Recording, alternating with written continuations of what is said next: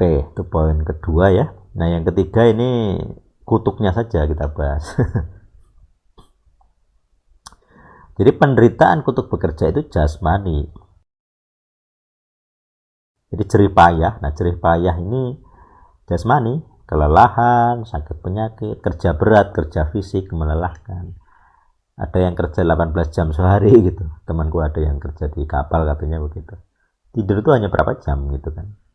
Kurang tidur dia. Karena kalau di kapal itu kan orang bisa larut malam gitu ya, sampai pagi gitu ya, entah pesta atau apa. Jadi kehidupan malam dia harus ngurus semua. Jadi kurang tidur gitu. Sepanjang hari hidupmu. Kemudian ini berkaitan dengan tanah gitu ya. Karena tanah yang terkutuk, dia akan menemukan semak duri dan onak bagimu. Kamu akan makan rerumputan dari padang. Rerumputan itu bukan apa ya? Bukan tanaman makan ya seharusnya ya, itu makanan kambing. Jadi kutuk bekerja itu membuat manusia kayak kambing, makan rumput. Dengan keringat hidung. Jadi keringat di hidung ini. Jadi kenapa pakai kata hidung? Karena kata hidung itu nanti kalau ada di Ibrani ya. Jadi kalau nostril hidung itu terengah-engah itu orang marah gitu ya. Kemudian kalau berkeringat itu tanda sudah marah, capek pula. Nah, gitu. Jadi keringat di hidung, kenapa spesifik ke hidung? Nah itu tadi.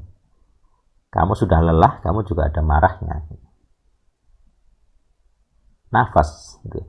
Jadi nafasmu, jadi nafas ini berkaitan dengan leher ya, nefes gitu ya.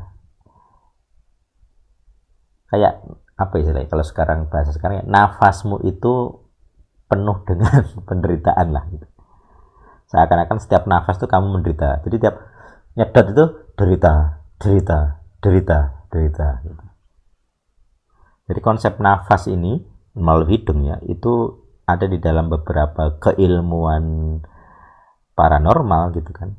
Menyedot nafas, latihan pernafasan, banyak bela diri menggunakan konsep itu. Itu konsep kutuk bekerja. Nyedot kehidupan roh, karena angin itu kan angin juga kan, konsep angin. Jadi mengambil angin, mengambil roh sebenarnya, mengambil roh dari alam. Ini orang menambahi kutuk bekerjanya. Ayo kutuk masuk, kutuk masuk, kutuk masuk. Jadi ilmu pernafasan itu kutuk masuk, kutuk masuk, kutuk masuk.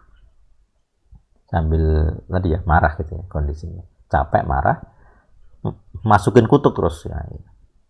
Kamu akan makan roti sampai kamu kembali ke tanah. Nah, ini ada permainan kata ya di struktur kalimat Ibrani itu kan Adam dan Adamah gitu. Jadi Adam akan kembali menjadi Adamah, menjadi tanah. Diambil dari tanah dan akan kembali menjadi tanah. Ini jasmani. Kembali ke tanah itu kan jasmaninya. Rohnya kan tidak gitu ya. Atau bahasanya orang Ibrani itu membedakan antara nefes, jiwa, yang diterjemahkan jiwa, kemudian roh, tubuh. Nah, yang ini jarang dibahas, itu nesamah. Nesamah ini personalnya lah kira-kira gitu. Personal, kepribadiannya. Jadi kepribadian nesamah ini sudah ada sebelum dilahirkan jadi manusia kalau dalam pemahaman orang Ibrani ya.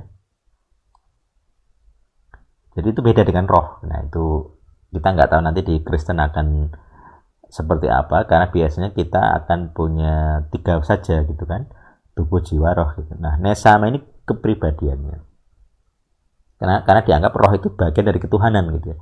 Jadi roh itu dari Tuhan yang dimasukkan ke dalam nefes kita, dalam jiwa dan tubuh kita gitu. Makanya ada penjelasan nesama untuk memberi penjelasan itu personal kita sendiri yang beda dengan tubuh, beda dengan nefes. Karena nefes itu juga sebenarnya gabungan dari tubuh, jiwa, roh. Nah, kira-kira begitulah kalau bahasanya Kristen gitu. Jadi nefes itu sebenarnya jiwa, tapi kata nefes itu sendiri seringkali digunakan untuk majas keseluruhan kehidupan dari seseorang. Bisa tubuhnya, bisa jiwanya, bisa rohnya gitu.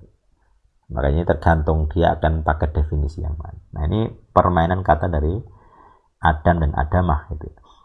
Jadi semua kutub bekerja itu fokusnya ke jasmani. Kenapa? Karena makan buah jasmani. Jadi seperti dalam metode pelepasan kita, makan buah itu memasukkan roh ke dalam perut. Jadi jasmani yang kena.